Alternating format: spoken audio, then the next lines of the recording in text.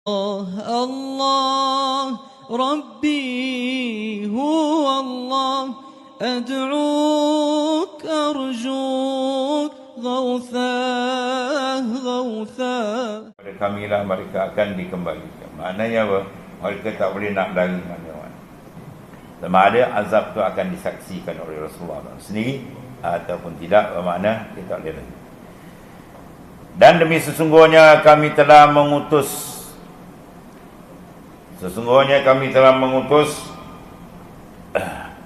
beberapa rasul sebelummu. Di antara mereka ada yang kami ceritakan perihal kepadamu, dan ada pula di antaranya yang tidak kami ceritakan kepada kamu.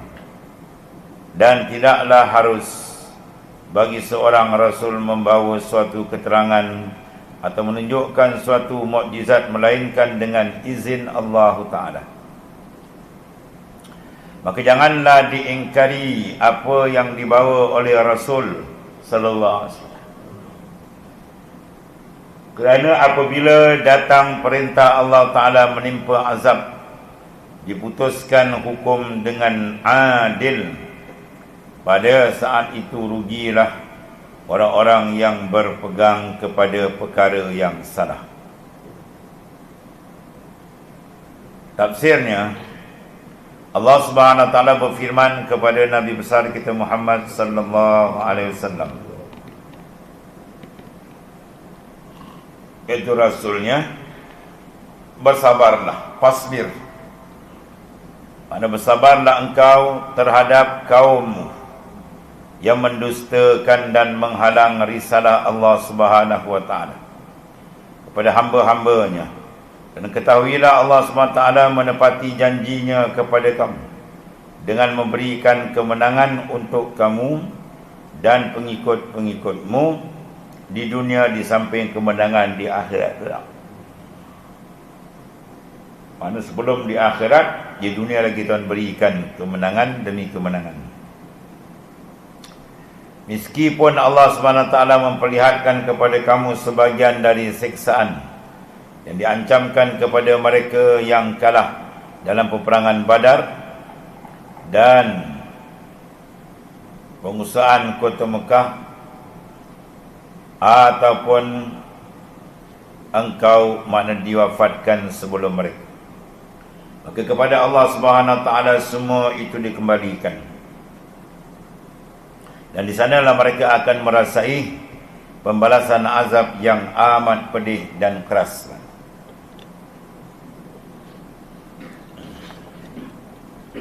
Kemudian Allah Subhanahu wa taala berfirman selanjutnya dalam ayat tersebut, yang bermaksud yakni menghiburkan hati Rasulullah sallallahu alaihi wasallam, bahawa sebelumnya dia telah mengutus beberapa orang rasul yang sebahagian daripada mereka diceritakan kepada Nabi besar kita Muhammad sallallahu alaihi wasallam di dalam Al-Quran, sedangkan sebahagian yang lain tidak sebahagian yang lain, mana bahkan lebih banyak tidak pernah diceritakan kepadanya sallallahu alaihi wasallam.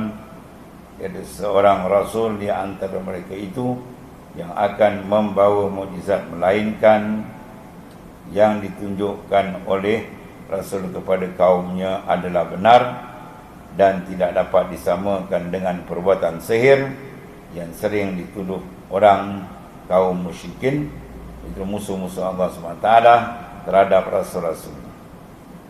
Mana mukjizat yang lahir pada tangan nabi-nabi dan rasul-rasul alaihi wassalam adalah semua itu urusan daripada keizinan Allah Ta'ala. Nabi tidak main suka-suka maknanya. Kalau mukjizat keluar, nak keluar. Itu semua adalah daripada penentuan Allah SWT. Mengetahui perkara gaib, itu maknanya hak Allah Ta'ala. Sekiranya ketahuan buka, tahulah. Kalau tak dibuka, tak adalah maknanya. Maknanya milik Allah Subhanahu wa taala. Tak semestinya kita nak tahu semua, kan?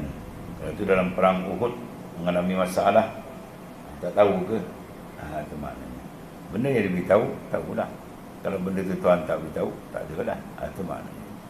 Tapi kepada para rasul diberitahu, kebanyakannya diberitahu oleh Allah Subhanahu wa taala.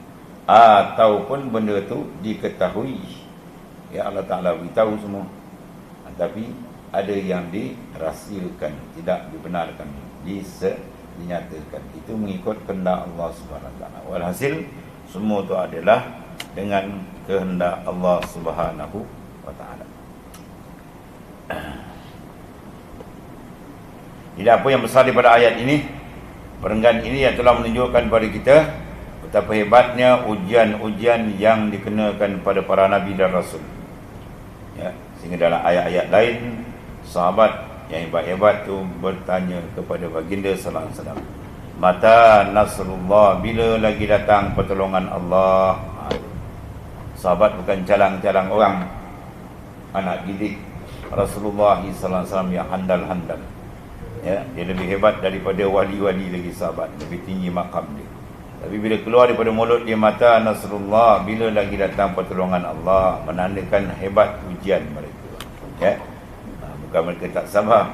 Jadi mereka tanya, bila lagi datang ya Rasulullah?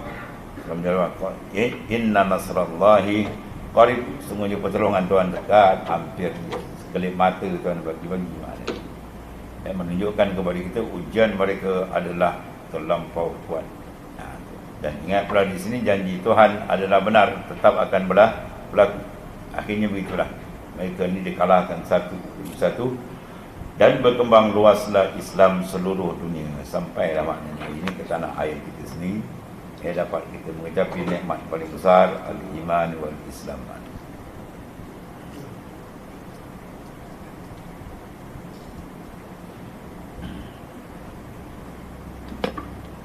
Kemudian dipaham daripada ayat ini bahawasanya kita dalam melaksanakan perintah Allah akan diuji, macam-macam ujian. Ya, ujian begitu, kadang ujian tak sangka, datang ujian macam-macam. Ingat, bila diuji itu bermakna Allah Ta'ala nak menaikkan martabat. Ya, sebab itu diuji. Jadi kita kena sabar. Dalam apa keadaan kita besar, sabar minta pertolongan Allah Ta'ala, supaya kita istiqamah pada jalan dia.